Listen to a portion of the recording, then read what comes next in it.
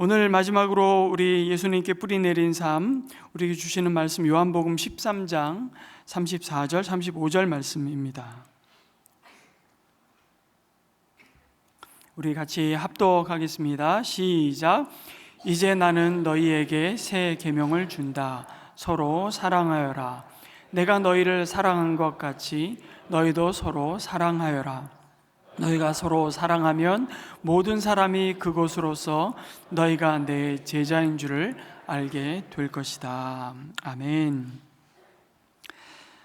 예수님께 깊이 뿌리 내린 삶으로 초대하시는 그 하나님 앞에서 우리는 우리와 하나님과의 근원적인 관계로부터 시작해서 어제까지 우리를 둘러싼 모든 관계에 대해서 각각 던져야 할 질문이 다 있습니다.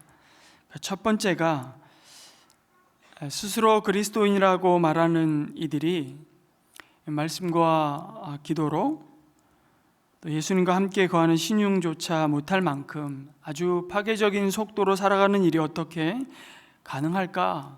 그렇게 질문해 봐야 한다는 것입니다. 두 번째는 그리스도를 따른다고 자처하는 우리가 다른 사람들을 향해, 내 이웃을 향해 지독한 혐오와 또 차별과 다툼과 분열의 삶을 사는 일이 어떻게 가능한가?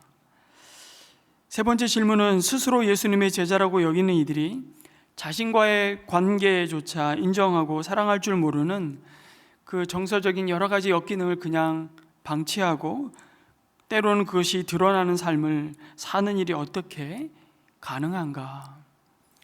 네 번째는 하나님이 사람의 몸을 입고 이 땅에 오셨음을 믿는 그리스도인들에게 몸과 경건의 진지한 하나됨을 찾아볼 수 없는 것이 어찌된 일일까? 우리는 그 대답을 우리의 삶의 길이 되신 주님께 물었고 그의 말씀을 한 주간 듣고 있습니다.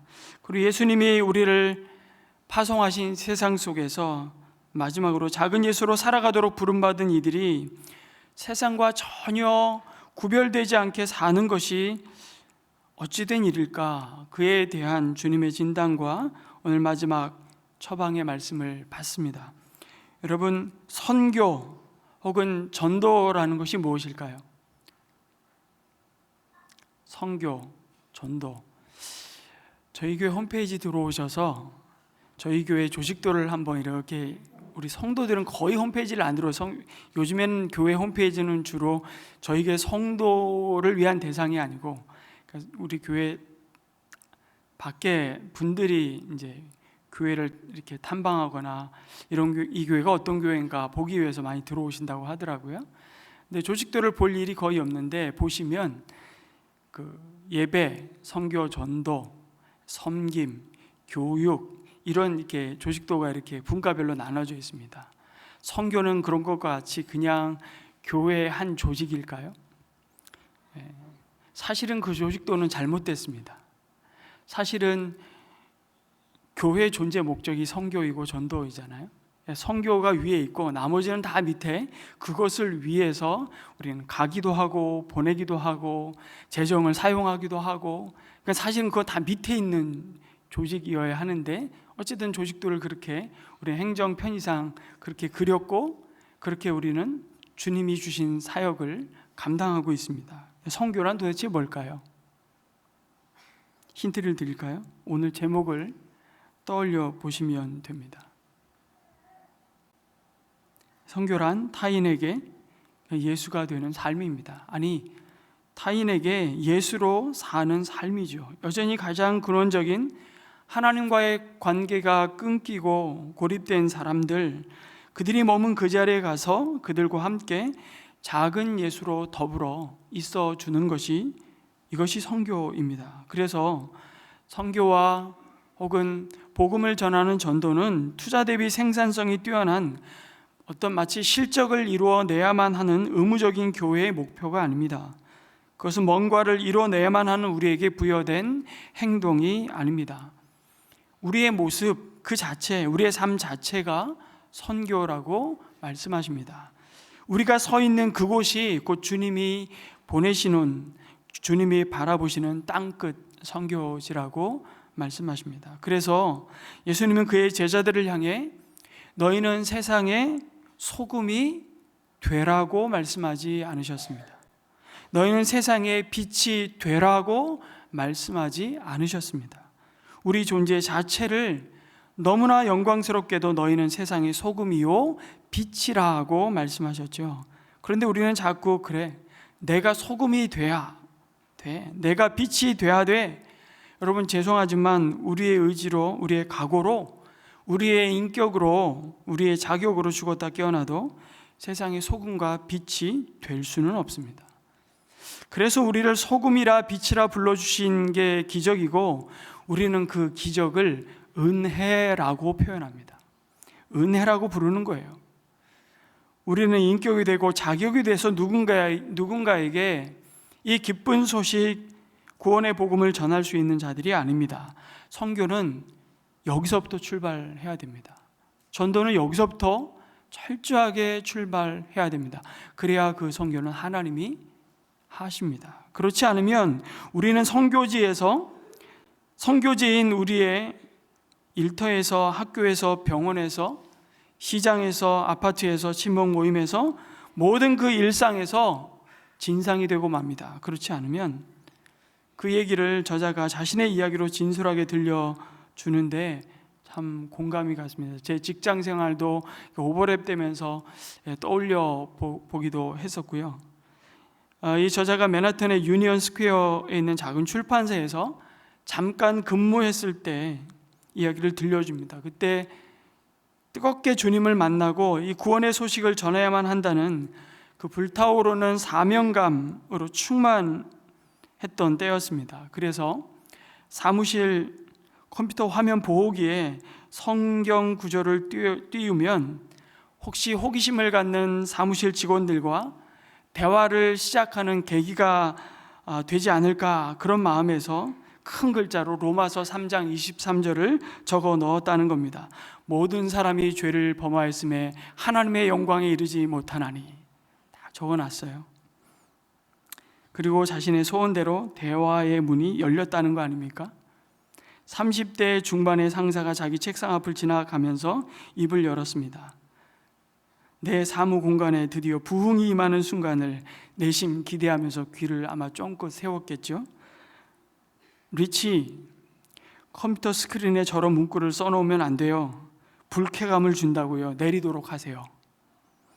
피 한 방울도 안 나올 차도녀의 직장 상사에게 자기도 지고 싶지가 않아서 이렇게 말했답니다. 이 자리는 내 공간이라고 상관하지 말라고 말했다는 겁니다. 뭐 잘릴 때 잘리더라도 그걸 순교로 받아들였는지 잘 모르겠습니다.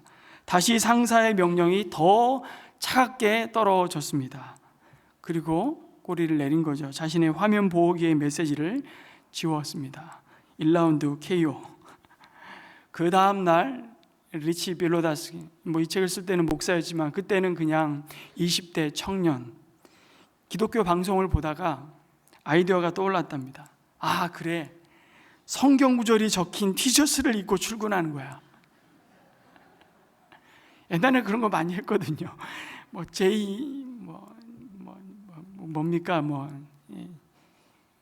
JW 이런 거 있잖아요. WJD인가요? What would Jesus do? 예수님이라면 어떻게 하실까요? 이런 티셔츠 그리고 물고기 그림 그린 거 익투스 해가지고 붙이고 다니고 했죠. 차 범퍼에도 붙이고, 그리고 신호 위반 계속 하고 다니는 거죠.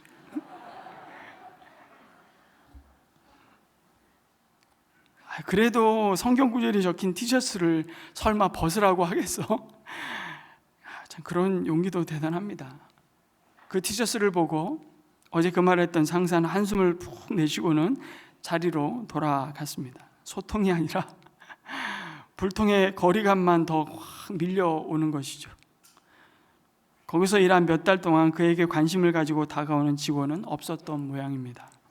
자신의 이런 모습에 더 실망하고 싶지 않았을까요? 임시직으로 일한 마지막 날 저자는 회사 전체에 복음을 전할 유일한 기회가 전 직원에게 이메일을 보내는 것이라고 판단했다는 겁니다. 그렇게 그러고 했습니다. 자, 이메일에 그는 그들 모두가 구원이 필요한 죄인이라고 말을 했고 세 단락의 분량의 이메일을 마무리하면서 영접 기도를 소개했습니다. 전송을 누르고 회사의 주인이라도 된 듯한 심정으로 건물을 빠져나왔답니다. 그리고 그때 심정을 이렇게 고백합니다. 자신의 이름이 그 건물의 출입 금지자 명단에 올라있다 해도 놀라지 않을 것이다. 자기도 아는 거예요. 나중에 아마 이런 심정을 이제 고백하고 느꼈던 것 같아요. 여러분, 저자가 왜 이런 자신의 고백을 나눌까요?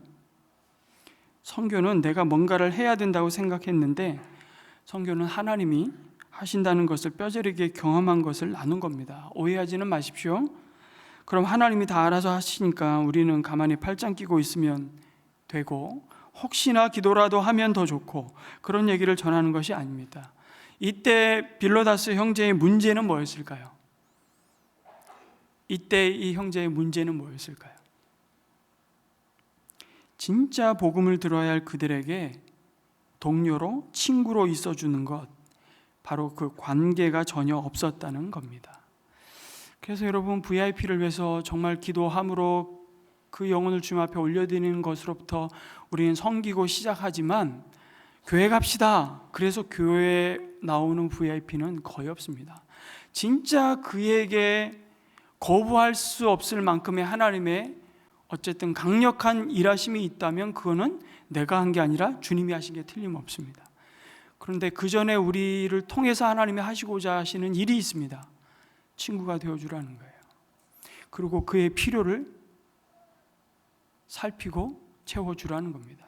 그래서 그 친구에게, 그 VIP에게 그냥 우리 목장에서 밥 한번 먹읍시다, 그게 얼마나 중요한 자리를 내어주는 건 헌신인지 모릅니다. 그래서 교회 데려오기 전에 목장에 먼저 초대를 하시라는 거예요. 정말 그런 사람이 있다면, 그리고 그 영혼이 정말 주님의 복음을 들어야 한다라는 그 절박한 마음을, 그 안타까운 마음을 하나님께서 나에게 주셨다면 우리는 거기서부터 출발해야 됩니다. 선교와 전도를 위해서 그에게 먼저 필요했던 것은 짧은 시간이지만, 비록 임시직 인턴이었지만, 그리고 그에게는 그 직장 안에서 그에게 맡긴 그 일을, 그 손의 공교함과 그 마음의 성실함을 가지고 맡겨진 책임을 다하는 모습이 아니었을까 하는 생각을 해보게 됩니다. 그 일터가 우리의 선교지이기 때문이죠. 여러분, 그러다가 목장에도 한번 초대를 하기도 하지만 또 예수영전 모임에 모시고 오는데, 제가 이런 말씀 드리고 싶어요. 예수영전 모임은 만병통치약이 아닙니다. 그러나 여러분, 예수영전 모임의 자리에 그 VIP가 오기까지 어떤 섬김과 기도와 인내의 과정과 관계를 세워가기 위한 헌신이 있었는지를 우리는 깊이 묵상하게 되죠. 그리고 우리는 이렇게 기도해야 합니다. 한번 기도를 같이 기도문으로 해볼까요? PPT를 한번 올려주시면, 시작. 주님, 세상이 당신께 돌아오도록 회복시키시며 그 일에 저를 초대하여 주시고 저를 주님이 원하시는 모든 이에게 보내주소서. 그리고 당신을 대하듯 그들 곁에서 함께하기를 원합니다. 제 가족, 그리고 주님께서 오늘 저를 이끌어 만나게 하시는 모든 사람과 사랑으로 함께하도록 가르쳐 주소서. 주님이 그러셨듯이 이들에게 내 삶을 내어주는 작은 예수로 살아가게 하옵소서. 이게 우리를 먼저 찾아오시고 부르신 복음의 빚진 자, 그리고 그 복음의 소식을 들어야 할 영혼들을 향한 우리의 선교를 향한 첫 기도문이지 않을까 싶습니다. 여러분, 세상과 하나님 사이에 다리 놓는 자로서 그리스도인이 그들과 관계를 세워가는 일에 있어서 중요한 태도가 무엇일까요? 언제나 중요한 건 이 태도인 것 같습니다. 세상에 참여하는 진정한 그리스도인의 구별됨은 우리가 변화시키려 하는 사람들을 증오하지 않는 것입니다. 우리는 다른 생각을 가진 사람들에게 참 너무 판단을 많이 하는 것 같아요. 그리고 비판하고 반대하는 자리에 서는 것이 이미 일상화되지는 않았나 싶은 반성을 하게 됩니다. 우리는 하루에도 수없이 나와 다른 입장에 서 있는 대상을 악마화하는 것까지는 아니더라도 적대감을 이용하는 뉴스에 늘 노출되어 있습니다. 그 경계를 넘어서 어떻게 우리가 땅끝까지 갈 수 있을까? 우리가 내일 선교주일에 제가 좀 더 나누겠지만 이런 태도는 오직 성령의 능력을 받을 때만 가능합니다. 저자는 우리로 하여금 그러나 좀 더 구체적인 우리에게 한 가지 실천을 요구하죠. 환대를 실천하라고 권면합니다. 환대는 진문을 열어주는 것만이 아니라 다른 사람에게 사실 우리의 마음을 여는 것입니다. 그것은 예수님이 이 땅에 생명을 가져오시고 그 길을 여시는 방법이기도 하셨습니다. 주님은 종교 지도자들이 사회적으로 격이 안 맞아서, 정치적으로 원수여서, 또 도덕적으로는 불결해서 손을 내밀지 않았던, 종교적으로는 부정해서 가까이 할 수 없는 자들을 향해 끊임없이 예수님은 환대의 손을 내미셨습니다. 그들을 만지시기까지 하셨죠. 그분의 곁을 그들에게 그렇게 내주셨습니다. 이런 모습 때문에 예수님은 환영받기보다는 오히려 계속 비난받으셨습니다. 저 예수는 세리와 죄인들의 친구라는 손가락질을 받았습니다. 그런데 하나님과 가장 거리가 멀다고 여겨지는 자들에게 하나님의 나라가 가장 먼저 은혜로 임했습니다. 이것이 복음입니다. 우리의 곁을 내줘야 할 사람이 여러분에게 누구인가요? 주님께 물어보시기 바랍니다. 그리고 그 땅끝으로 한번 가보지 않으시겠습니까? 놀라운 일이 시작될 겁니다. 사실은 하나님이 그들의 마음에, 그들의 삶에 먼저 가 계셨음을 우리는 분명히 확인하게 될 겁니다. 보게 될 것입니다. 그리고 우리가 서로 사랑함으로 그 모습을 본 세상이 저들은 도대체 누구에게 저럴 수가 있지? 네 것도 내 것, 내 것은 당연히 내 것이라고 말하는 세상에서 자신을 내어주고 섬기고 사랑하는 그리스도인들을 볼 때 그들은 그 사람을 보았지만 사실 그 사람만 보지는 않습니다. 그 이유를 묻게 되고요, 그 삶의 이유가 되시며 목적이 되시고 생명이 되신 예수 그리스도를 주목하게 되어 있습니다. 그러니까 문제는 기독교와 교회에 대해서 늘 폄하하고 비아냥대며 깎아내리는 세상이 아닙니다. 언론이 한국 교회에 대해서, 기독교에 대해서 좋은 소리 하는 거 별로 진짜 못 듣습니다. 저 교회는 참 문제야. 근데 그게 진짜 문제가 아니라 그런 세상이 보기에도 우리의 모습이 너무 부럽고 너무 아름답고 너무 매력적이지 못하다는 것이 문제입니다. 우리가 이 세상의 방식대로가 아니라 하늘나라의 방식으로 구별된 삶을 요구받는 이유가 이것입니다. 그런데 기독교인이 사실은 너무 싸납습니다. 고단한 인생길, 우리가 찬양으로 고백했던 것처럼 한 걸음 한 걸음 걸어가다 보면 우리 2마리 토끼를 다 잡아야 하기 때문에 더 고단해서 더 인상이 싸나워지는지는 모르겠습니다. 내 얼굴에 여러분 책임지셔야 돼요. 좀 웃고 삽시다. 이 앞에서 여러분들을 얼굴을 가끔씩 보다 보면 진짜 싸나워요. 여러분이 여 앞에 안 서보셔서 모르시죠? 은혜 나눔 하신 분들은 알 거예요. 얼마나 더 막 다리는 막 덜덜덜 떨고 계실걸요 아마. 잘하나 보자 이러고 막 레이저를 쏘아 붙이는 그 모습들이 되게 싸나워 보여요, 여러분. 더 이기적이고 독선적이라는 소리를 너무 많이 듣습니다. 그런데 여러분, 세상도 우리를 향해 기대하는 것이 있습니다. 세상이 진짜 삭막해도 그래도 당신들의 모습 속에 따뜻함을 보고 싶다는 것입니다. 그러니까 소리 지르는 거예요. 그래도 관심이 있기 때문에 우리를 향해 소리를 지르는 겁니다. 제발 사랑하십시오. 비난할 힘이 있으면 제발 그 힘과 시간만큼만이라도 이 세상을 위해 그 대상을 위해 하늘의 하나님께 울고 탄식해 보시기를 바랍니다. 요즘 유독 이 나라의 정치를 보면 마음이 너무 상합니다. 예수님의 심정이 이렇게 느껴져요. 예수님이 십자를 지시며 골고다 언덕길을 올라가실 때 지쳐서 쓰러져 가는 예수님의 모습을 보고 그를 따랐던 많은 여인들이 웁니다. 그때 예수님이 그 여인들을 향해 말씀하시죠. 예루살렘의 딸들아, 나를 두고 울지 말고 너희와 너희 자녀를 두고 울라고 말씀하시는 주님의 마음을 보게 됩니다. 성도 여러분, 주님은 하나님과의 관계를 가꾸어 가기 위한 우리에게 주신 놀라운 그 선물, 경건의 리듬을 회복하고 내 옆에 두신 이웃과의 참된 화해의 자리로 나아가라고 말씀하시죠. 그리고 내 자신과의 건강한 관계 회복을 통해 부부의 삶에 선물로 주신 성적인 온전함을 누림으로 주님이 약속하신 기쁨과 행복을 온몸으로 경험하는 관계의 회복으로 우리를 부르십니다. 그리고 마지막으로 타인에게 작은 예수가 되어 사는 삶, 그 선교의 삶으로 초대하십니다.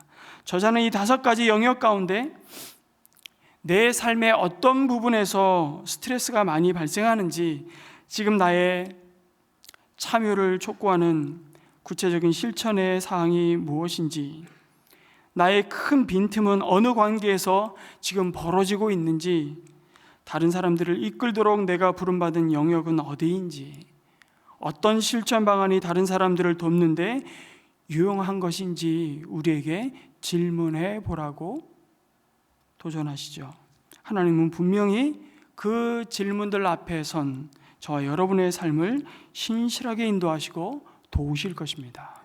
그리고 그 모든 과정을 함께할 친구와 혹은 멘토 그리고 목장을 찾으라고 말씀합니다. 일관된 내용인 것 같아요. 실천 가운데 그들과의 관계 속에서 하나님은 우리의 삶을 더 깊이 주님께 뿌리내린 삶으로 세워 가실 것입니다. 그리고 구체적인 실천의 목록들은 따라하십시오. 속성 과정은 없다. 옛날에 그런 속성 과정 많이 단가학원 다닌 속성 과정은 없습니다. 주님 앞에 서는 날까지 평생 지속될 겁니다. 조급해하지 마시고 차근차근 한 걸음씩 시작해 보는 겁니다. 예수님께 뿌리 내린 삶은 우리의 삶을 어떤 의미에서는 의도적으로 재조정하지 않고는 이루어질 수 없습니다.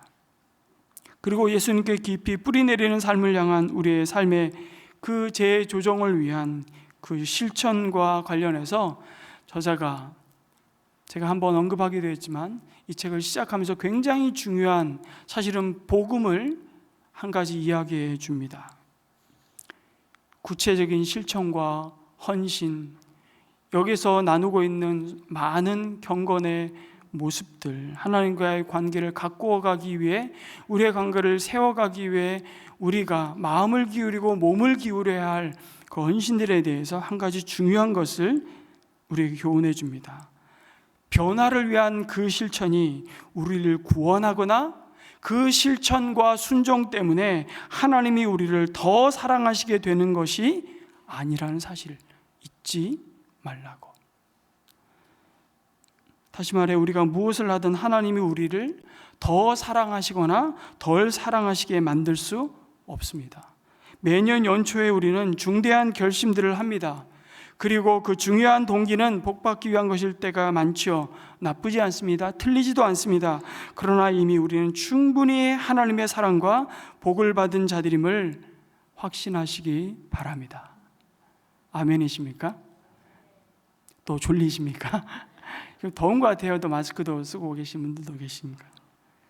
여러분, 제가 이 말씀을 마지막으로 드리는 이유는 그래야만 그 실천이 율법주의나 또는 자기의와 공로주의에 빠지지 않고 우리를 더욱 성숙한 예수님께 깊이 뿌리내린 삶으로 이끌어 가는 것입니다. 그리고 때로는 실패해도 또 예전의 방식대로 습관으로 삶의 자리로 내려가더라도 우리는 다시 용기를 내어 일어설 수 있는 것입니다.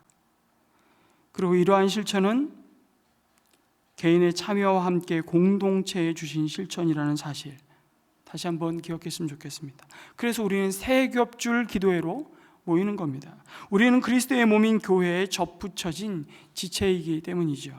우리가 세 겹줄 기도회로 함께하는 이유, 삶의 어떤 영역에서는 우리 모두 복음서에 나타난 중풍병자와 같다고 말합니다.